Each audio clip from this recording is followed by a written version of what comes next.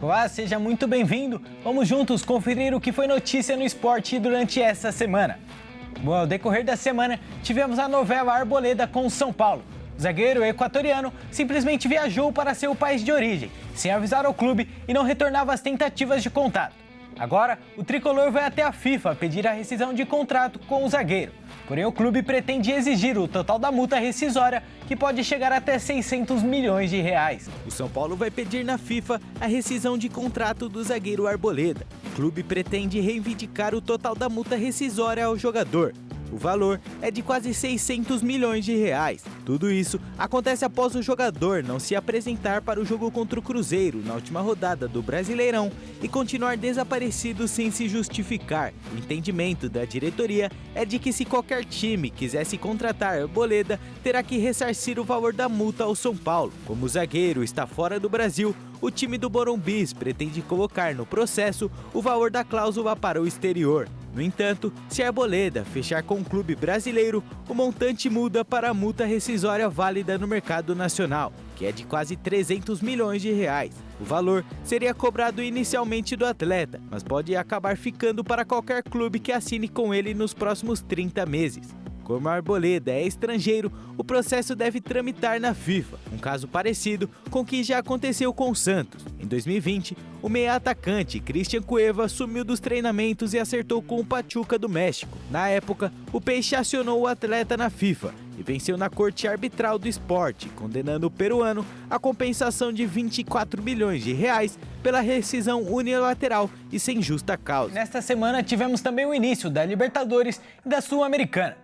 Porém, não foram todos os clubes brasileiros que estrearam com o pé direito. Dos 13, apenas 5 venceram seus jogos e somaram 3 pontos. Vamos conferir. Dos 13 brasileiros que entraram em campo pelas competições continentais, apenas 5 venceram.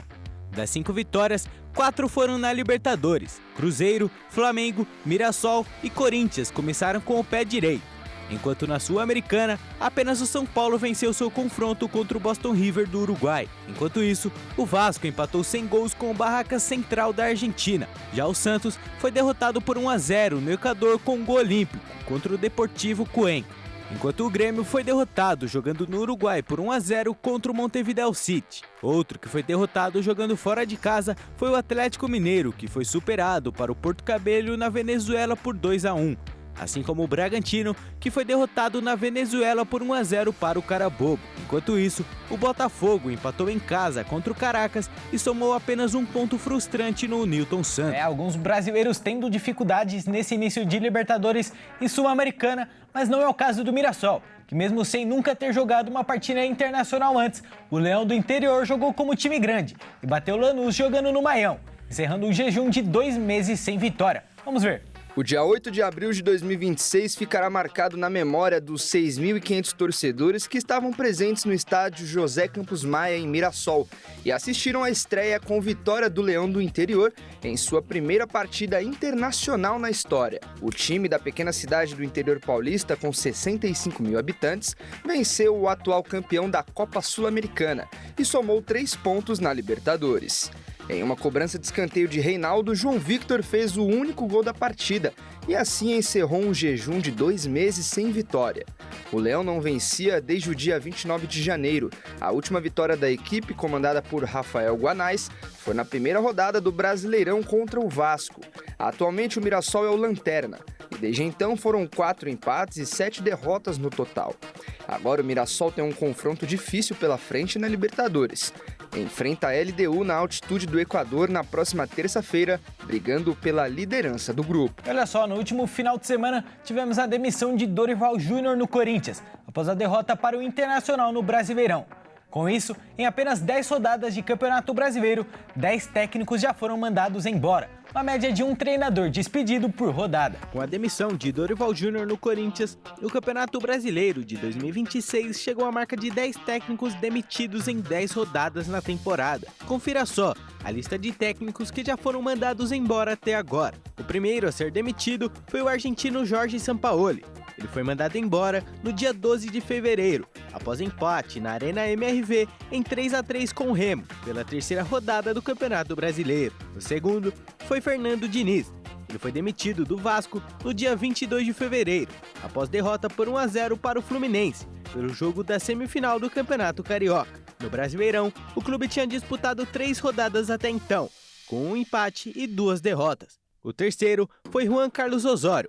O treinador colombiano foi demitido do Remo no dia 1º de março, após derrota por 2-1 para o Paysandu pelo primeiro jogo da semifinal do Campeonato Paraense. Até então, no Brasileirão, o clube havia disputado 4 rodadas, com 3 empates e 1 derrota. Depois, Felipe Luiz foi demitido de surpresa no Flamengo, após vitória por 8-0 na semifinal do Campeonato Carioca. Ele foi mandado embora no dia 3 de março, com o rubro-negro tendo disputado 3 jogos do Brasileirão. Outra demissão surpresa foi a de Hernan Crespo no São Paulo. O argentino foi demitido no dia 9 de março.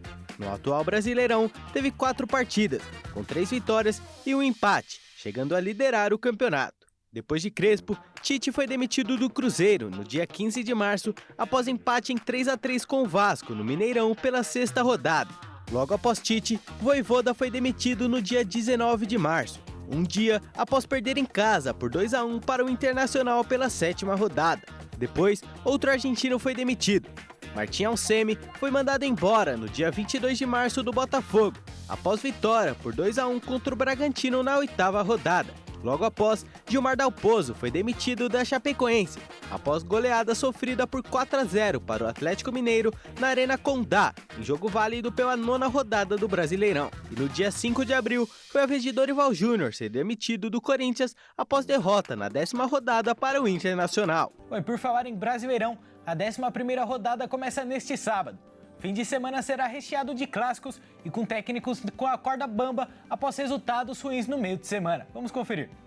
A 11ª rodada do Brasileirão começa neste sábado às 4h30 da tarde com 2 partidas. O Remo recebe o Vasco no Mangueirão, em busca de pontuar mais uma vez e sair da zona do rebaixamento, enquanto o Cruz Maltino quer esquecer a derrota sofrida para o Botafogo na última rodada e continuar embalado no Brasileirão sob o comando de Renato Gaúcho. No mesmo horário, Vitória e São Paulo se enfrentam em Salvador, no Barradão. O Leão da Barra ainda continua invicto em casa pelo Brasileiro, mas agora recebe o Tricolor Paulista, que é vice-líder e vem embalado de uma goleada na última rodada sobre o Cruzeiro por 4-1, e também de um triunfo no meio da semana na estreia da Copa Sul-Americana. Mais tarde, às 6h30, o Mirassol recebe o Bahia no interior paulista. O Leão do Interior vem de uma vitória histórica pela Libertadores, enquanto o Tricolor Baiano vem de uma derrota na última rodada para o Palmeiras na Fonte Nova. Mais tarde, é a vez de Neymar entrar em campo. O Santos recebe o Atlético Mineiro na Vila Belmiro às 8h da noite. As duas equipes vêm de uma derrota de fora de casa na Copa Sul-Americana e querem a vitória para se reerguer na temporada. Encerrando os jogos de sábado, um dos maiores clássicos do país. A dupla Grenal se enfrenta às 8h30 no Beira-Rio em um duelo de fogo para as duas equipes que vêm mal na temporada. Já no domingo, a rodada começa cedo. Às 11h da manhã, Atlético Paranaense e Chapecoense duelam na Arena da Baixada. Às 4h, é a vez de Botafogo e Curitiba se enfrentarem no Newton Santos. De noite, teremos 2 clássicos. Às 6h, Fluminense e Flamengo se enfrentam no Maracanã. E às 6h30, acontece o Derby Paulista. Corinthians e Palmeiras se enfrentam na Neoquímica Arena e, encerrando a rodada, Cruzeiro e Bragantino se enfrentam no Mineirão, com as duas equipes querendo subir na tabela. Olha só, depois de 12 anos como o Allianz Parque, a arena mais moderna do país está de cara nova, ou pelo menos nome novo. Isso porque a Arena do Palmeiras vai mudar de nome. O Banco Digital Nubank oficializou nesta semana o acordo de name rights com a gestora W Torre. O novo contrato, que deve render cerca de 50 milhões de reais por ano, é válido até 2044. Mas desta vez, não foi a empresa quem escolheu o nome sozinha. A decisão final está nas mãos de quem frequenta as arquibancadas, os torcedores. A votação já está aberta e vai até o dia 30 de abril. E são 3 opções na mesa: Nubank Park, Nubank Arena ou Parque Nubank. O resultado oficial será anunciado na primeira semana de maio. Já o Allianz Parque vai ficar na memória do torcedor palmeirense, afinal, vários títulos foram comemorados no período que a seguradora alemã deu nome ao estádio. O contrato entre a Allianz e W Torre era previsto até 2034. Agora, além do novo nome, a parceria com a Nubank e a W Torres promete alguns benefícios. O sorteio inclui ingressos para o setor VIP, visitas aos bastidores da arena e até camisas autografadas pelos ídolos do Verdão. O objetivo do banco é transformar o estádio em um laboratório de inovações financeiras. O Palmeiras continua com sua fatia nas receitas do estádio e a expectativa é que essa nova parceria impulsione ainda mais os investimentos no futebol. Para votar e participar do sorteio, o torcedor deve acessar o portal oficial da Arena ou o link disponível nas redes sociais do clube. Bom, por hoje é só, eu fico por aqui. Mas eu te convido a ficar ligado em nossa programação e acompanhar a gente também no YouTube. Tenha um excelente final de semana. Até mais. Tchau.